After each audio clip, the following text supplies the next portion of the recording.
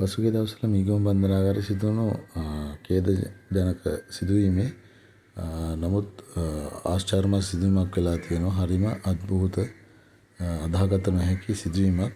මේ අවස්ථාවේ ඇතිවුණේ වෙඩි තැබීමකින් මේ බුදු කුටියත් ජේසුස් වහන්සේගේ පිළිමයක් තියෙන කුටියට මූණිස්සමක් ගමන් කරලා තියෙනවා. නමුත් ඒ තියෙන බුදු පිළිමේ කෙලින්ම. නමුත් එහි කිසිදු සීරීමක්වත් නැහැ.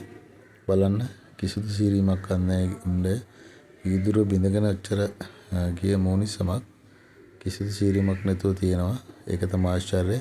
දැන් ඔයාලට මේ පැත්තට විශ් වෙලා තියෙන්නේ ඒ මූණිස්සම තැලිලා ගිහිල්ලා.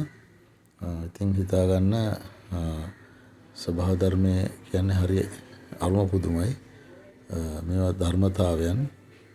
මේ පිළිමේ කිසිම හානියක් සිදු වුණේ නැහැ. මේ අවස්ථාවේදී කෝලාහලය තුලදී ඒ පිළිම දෙකෙන් එකකටවත් හානියක් වෙලා නැහැ. මේවා අద్භූත ජනක සිදුවීම්. කවුරුන් හෝ විසින් ස්වභාව ධර්මයෙන් ඒවා රකින්නවා. සිත් පිටින් මිනිස්සු පිළිම කඩලා බිඳලා දාලා තියෙන කාලෙක මේ උණ්ඩේට බැරිව ගියා මේ පිළිම දෙකෙන් එකක්වත් විනාශ කරන්න. බුද්ධ ප්‍රතිමාව කෙලින්ම ගමන් කරලා තිබුණත් ඒ කිසිදු සීරීමක්වත් කිසිදු හානියක් කළා නැහැ.